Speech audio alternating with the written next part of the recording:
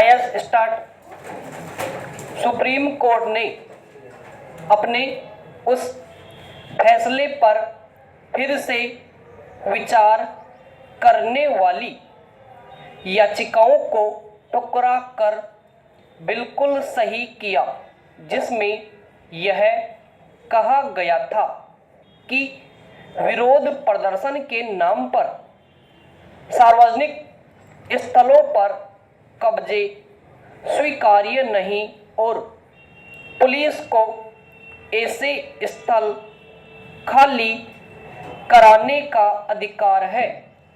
Supreme court ने यह फैसला दिल्ली के शाहीन बाग इलाके में सड़क घेर कर दिए जा रहे धरने को लेकर दिया था।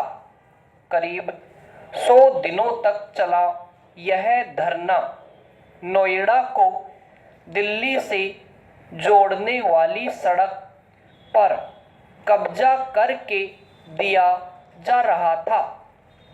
यह हैरानी की बात है कि कुछ लोग यह जानते हुए भी पुनर्विचार याचिका लेकर सुप्रीम कोर्ट पहुंच गए कि इस धरने ने दिल्ली और नोएडा के लाखों लोगों की नाक में दम कर रखा था और शाहीन बाग इलाके के तमाम व्यापारियों का धंधा भी चौपट कर दिया था।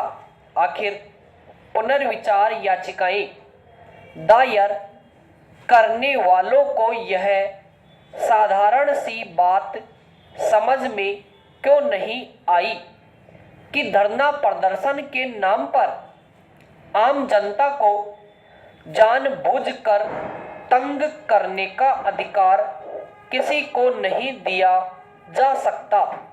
ये पुनर्विचार याचिकाएं एक किस्म के दुराग्रह का ही परिचय दे रही है। यह अच्छा हुआ कि इन याचिकाओं को खारिज करते हुए सुप्रीम कोर्ट ने यह कहा कि प्रदर्शन का मतलब हर जगह और कभी भी नहीं हो सकता। उसने यह भी स्पष्ट किया कि लंबे खिंचे प्रदर्शनों के लिए ऐसे सार्वजनिक स्थलों का घेराव नहीं हो सकता जहां दूसरों के अधिकार प्रभावित होते हो। निसंदेह ऐसा तभी हो सकता है जब विरोध के अधिकार की पैरवी करने वाले अपने कर्तव्य की अनदेखी कर देते हैं। भ्रष्ट अधिकारियों के खिलाफ केंद्रीय जांच ब्यूरो की छापेमारी बड़ी खबर भले ही बनती हो, लेकिन यह कहना कठिन है कि इस तरह की कार्रवाई से भ्रष्ट तत्वों पर लगाम लगती है। गत दिवस सीबीआई ने रेलवे के एक अफसर को 1 करोड़ की रिश्वत लेने के आरोप में गिरफ्तार किया।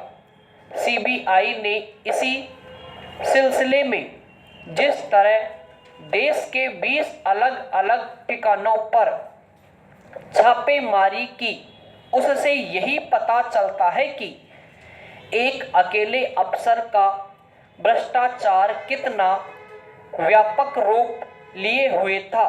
भ्रष्टाचार में लिप्त अफसरों के खिलाफ सीबीआई की छापेमारी कोई नई अनोखी बात नहीं।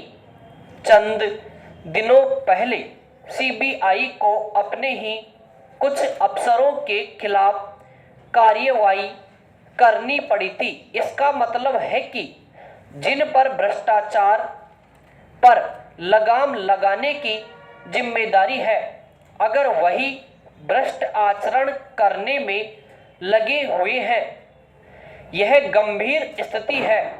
लेकिन इसका निवारण मौजूदा तौर तरीकों से नहीं हो सकता।